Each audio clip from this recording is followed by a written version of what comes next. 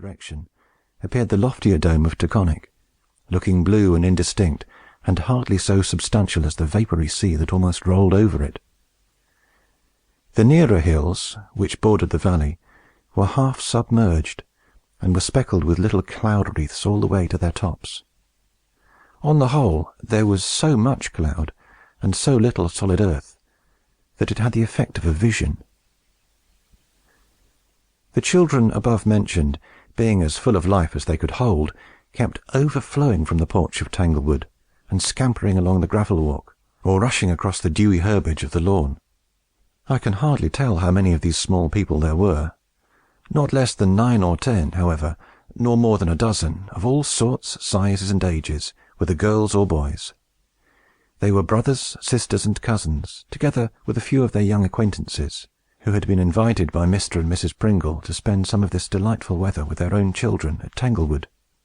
I am afraid to tell you their names, or even to give them any names which other children have been ever called by, because, to my certain knowledge, authors sometimes get themselves into great trouble by accidentally giving the names of real persons to the characters in their books. For this reason, I mean to call them Primrose, Periwinkle, Sweet Fern, Dandelion, Blue Eye, Clover, Huckleberry, Cowslip, Squash Blossom, Milkweed, Plantain, and Buttercup, although, to be sure, such titles might better suit a group of fairies than a company of earthly children. It is not to be supposed that these little folks were to be permitted by their careful fathers and mothers, uncles, aunts, or grandparents, to stray abroad into the woods and fields without the guardianship of some particularly grave and elderly person. No, no, indeed. In the first sentence of my book, you will recollect that I spoke of a tall youth standing in the midst of the children.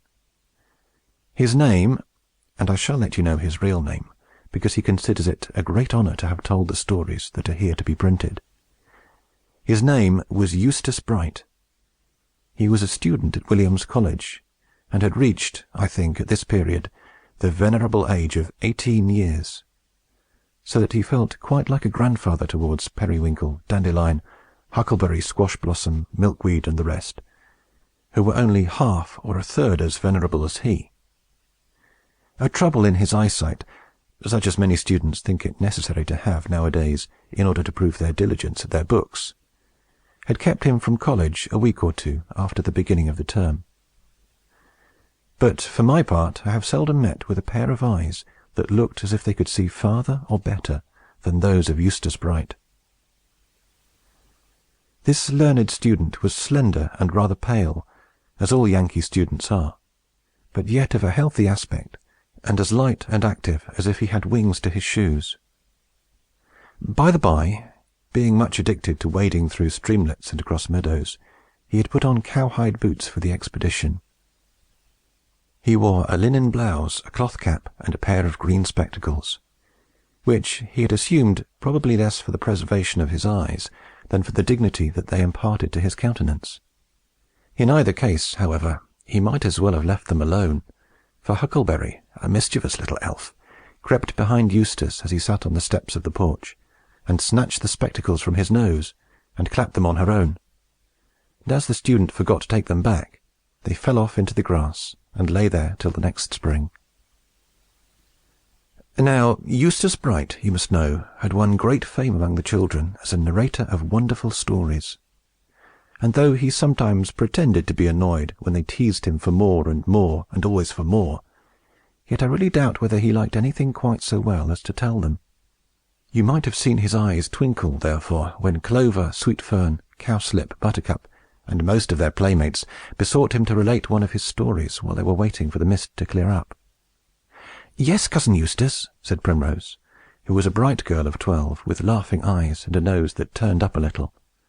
"The morning is certainly the best time for the stories with which you so often tire out our patience. We shall be in less danger of hurting your feelings by falling asleep at the most interesting points, as little Cowslip and I did last night."